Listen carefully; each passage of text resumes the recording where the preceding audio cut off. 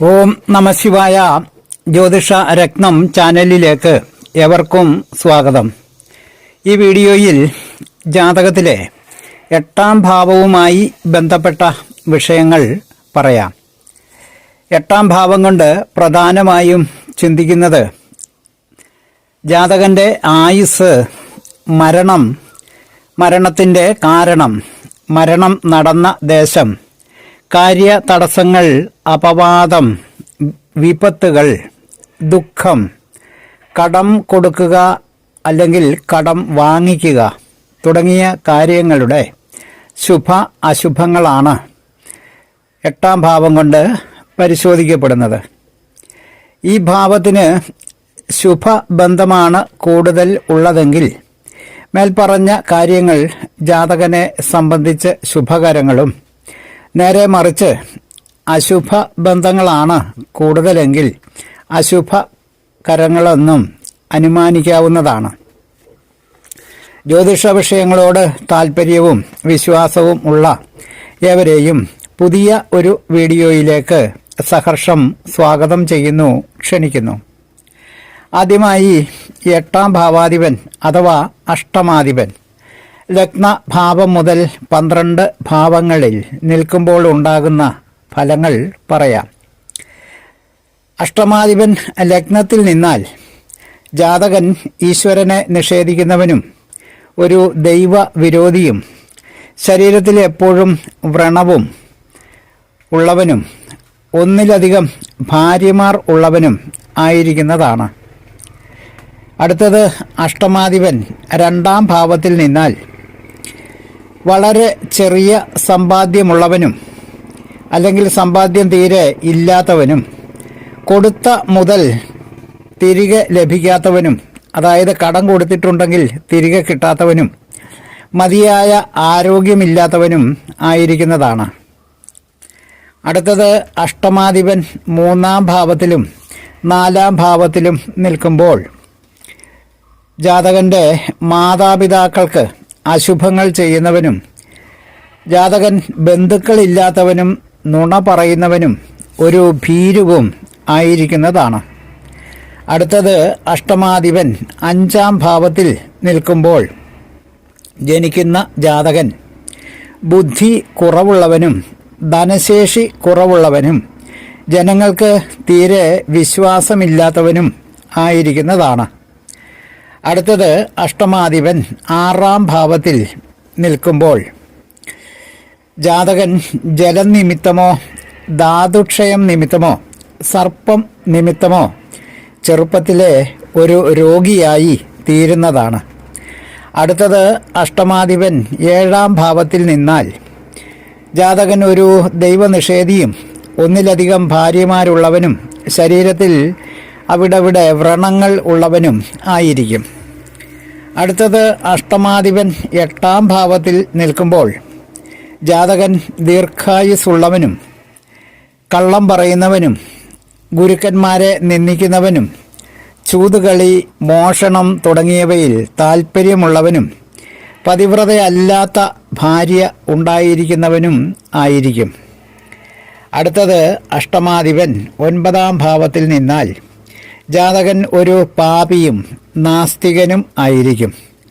അന്യൻ്റെ ഭാര്യയെയും അന്യൻ്റെ ധനത്തെയും ആഗ്രഹിക്കുന്നവനും ആയിരിക്കുന്നതാണ്. സന്താനങ്ങൾക്ക് സുഖം കുറഞ്ഞിരിക്കുകയും ചെയ്യും. അടുത്തത് അഷ്ടമാധിപൻ 10ൽ നിൽക്കുമ്പോൾ മാതാപിതാക്കൾക്ക് അശുഭങ്ങൾ ഉണ്ടാക്കുന്നവനും ബന്ധുക്കൾ തീരെ ഇല്ലാത്തവനും കള്ളം പറയുന്നവനും ഭീരുവും ആയിരിക്കും ജാതകൻ. അടുത്തത് അഷ്ടമാധിപൻ 11ൽ നിൽക്കുമ്പോൾ ജാതകൻ ബുദ്ധിശക്തിയിൽ പിന്നിൽ നിൽക്കുന്നവനും ആവശ്യത്തിന് ധനശേഷി ഇല്ലാത്തവനും ജനങ്ങൾക്ക് വിശ്വാസമില്ലാത്തവനും ആയിരിക്കും. അടുത്തത് അഷ്ടമാധിപൻ 12ാം ഭാവത്തിൽ നിന്നാൽ ജാതകൻ സർപ്പദംശനത്താലോ ധാതുക്ഷയത്താലോ ജലം നിമിത്തമോ ഉണ്ടായിട്ടുള്ള രോഗങ്ങൾക്ക് ചെറുപ്പത്തിലെ കീഴ്പ്പെട്ടുപോയവൻ ആയിരിക്കുന്നതാണ്. അടുത്തത് 8ാം ഭാവത്തിലെ ഗ്രഹസ്ഥിതി ഫലമാണ്. അതായത് സൂര്യൻ മുതൽ രാഹു കേതുക്കളും ഗുളികനും വരെയുള്ള ഗ്രഹങ്ങൾ 8ാം ഭാവത്തിൽ നിൽക്കുമ്പോൾ ഉണ്ടാകുന്ന ഫലങ്ങളാണ് പറയുന്നത്.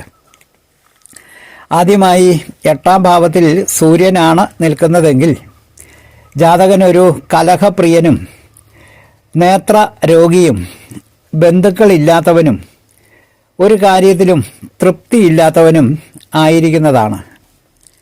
അടുത്തത് 8ാം ഭാവത്തിൽ ചന്ദ്രനാണ് നിൽക്കുന്നതെങ്കിൽ ജാതകൻ നല്ല ഒരു വിദ്വാനും വിനോദശീലനും നല്ല ഉത്സാഹമുള്ളവനും ആയിരിക്കും.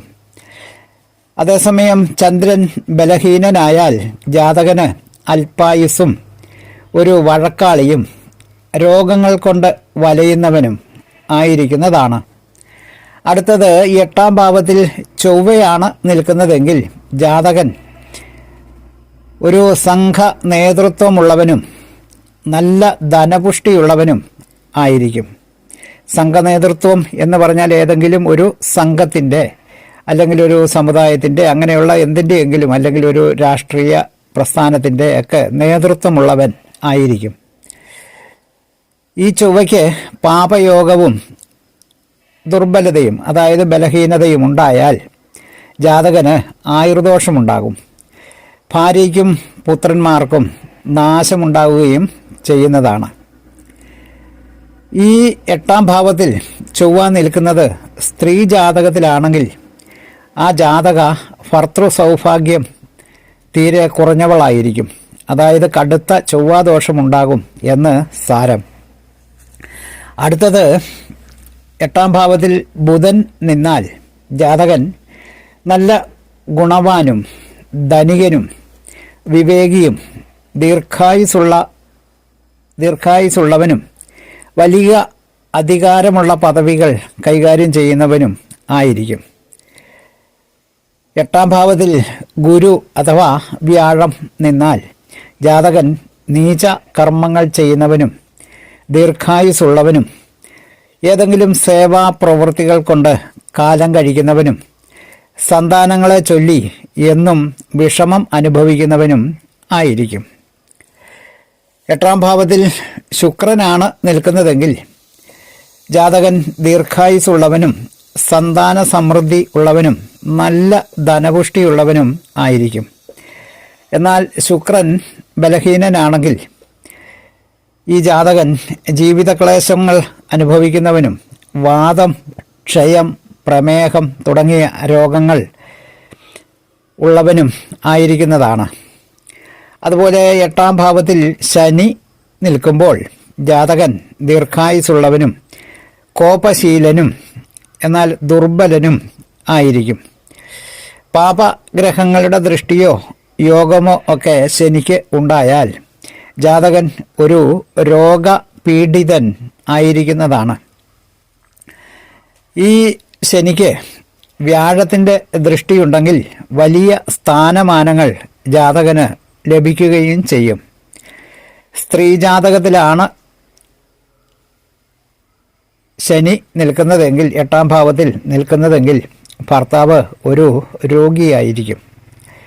അടുത്തത് രാഹു 8ാം ഭാവത്തിൽ നിൽക്കുമ്പോൾ ജാതകൻ കാര്യങ്ങളെ നീട്ടിവെക്കുന്നവൻ, അതായത് ഇന്ന് ചെയ്യാനുള്ള കാര്യം നാളെയോ മറ്റന്നാളോ ചെയ്യാം എന്ന് കരുതി മാറ്റിവെക്കുന്നവൻ, ഒരു രോഗിയും പാപകർമ്മങ്ങളെ ചെയ്യാൻ മടിയില്ലാത്തവനും സർപ്പദംശനം മൂലമോ വിഷമേറ്റിട്ടോ മരണം സംഭവിക്കുന്നവനും ആയിരിക്കും. സ്ത്രീ ജാതകത്തിലാണ് 8ാം ഭാവത്തിൽ രാഹു നിൽക്കുന്നതെങ്കിൽ ജാതക ഒരു കുലത്തിൻ്റെ ആചാര വിരുദ്ധമായ കാര്യങ്ങൾ ചെയ്യുന്നവളായിരിക്കും. അടുത്തത് 8ാം ഭാവത്തിൽ കേതുവാണ് നിൽക്കുന്നതെങ്കിൽ ജാതകൻ ഒരു രോഗിയും ദുർനടത്തക്കാരനും കൂടാതെ രാഹുവിൻ്റെ ഫലങ്ങളായിട്ടുള്ള കാര്യങ്ങളെ നീട്ടിവയ്ക്കുക, രോഗിയായിരിക്കുക, പാപകർമ്മങ്ങൾ ചെയ്യുന്നവനായിരിക്കുക, സർപ്പദംശനം മൂലമോ വിഷമോ മറ്റോ ഏറ്റിട്ടോ മരണം സംഭവിക്കുന്നവരും ആയിരിക്കും. അടുത്തത് 8ാം ഭാവത്തിൽ ഗുളികൻ നിന്നാൽ ജാതകൻ അല്പായുസായിരിക്കും. ഏറ്റവും ദോഷമുള്ള ഗുളികൻ്റെ ഒരു പൊസിഷനാണത്. അല്പായുസായിരിക്കും. വ്യാധി ഗ്രസിച്ചവനായിരിക്കും. അതായത് രോഗപീഡിതന്മാർ ഏതെങ്കിലും വ്യാധികളൊക്കെ വന്ന് ഭവിച്ചിട്ടുണ്ടാകുന്ന ജാതകനായിരിക്കും. വിഷം, ആയുധം, അഗ്നി ഇവയാൽ മരണം സംഭവിക്കുന്നവനും ആയിരിക്കുന്നതാണ്. ഇതാണ് 8ാം ഭാവവുമായി ബന്ധപ്പെട്ടിട്ടുള്ള വിഷയങ്ങൾ. ഈ വിഷയങ്ങൾ പങ്കുവച്ച വീഡിയോ ശ്രദ്ധിച്ച എല്ലാവർക്കും നന്ദി, നമസ്കാരം. ജാതകം, തലക്കുറി, വിവാഹ പൊരുത്തം, മുഹൂർത്തം, പ്രശ്നം തുടങ്ങിയ ജ്യോതിഷ സംബന്ധമായ സേവനങ്ങൾക്ക് 9605232894 എന്ന ഫോൺ നമ്പറിലോ വാട്സപ്പിലോ ബന്ധപ്പെടാവുന്നതാണ്. സ്നേഹപൂർവം മോഹനൻ ജ്യോത്സ്യർ, ജ്യോതിഷ ആചാര്യ. ഓം നമഃ ശിവായ.